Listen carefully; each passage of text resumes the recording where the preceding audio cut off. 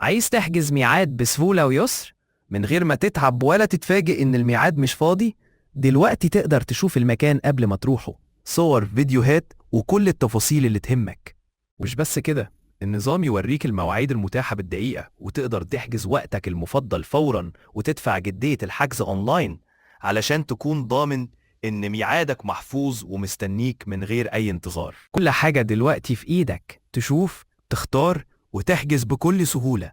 كيفية الاستخدام: عمل سكان لكيو آر كود المعلق عند الإدارة أو من البروشور الخاص بي. إذا قمت بالتسجيل من قبل، قم بكتابة الموبايل الذي سجلت به وكلمة السر.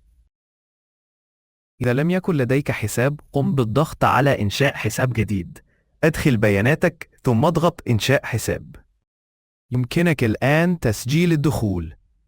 اضغط على زر التواصل عبر التليجرام لإنشاء قناة اتصال خاصة بينك وبين الإدارة تمكنك من استقبال وإرسال رسائل من وإلى الإدارة.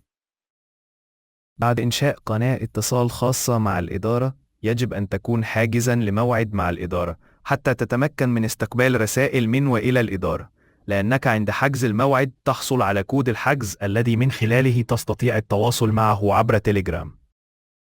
بعد تسجيل الدخول، وإذا لم تكن قد حجزت موعداً، قم بحجز الموعد من خلال حجز جديد، ثم اختيار ما تريد حجزه، ثم اختيار اليوم، ثم الوقت.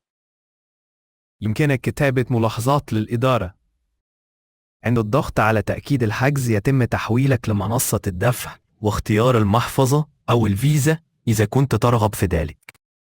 إذا كنت تدفع عن طريق المحفظة، يجب الدخول على تطبيق المحفظة وتوافق على الدفع أو تستقبل رسالة SMS من الجهة اللي انت عامل عليها المحفظة تقول لك تدفع ازاي. لو ما جاتلكش رسالة، ادخل على التطبيق واقبل الدفع، وبعد كده بتجيلك رسالة على التليجرام تقول انك دفعت وتعطيك كود الحجز. لو بعد ما حجزت الموعد ودخلت، هتلاقي حاجة من الاتنين: إما الموعد قبل التأكيد من الإدارة بيكون الشكل كده، وبعد التأكيد بيكون الشكل كده.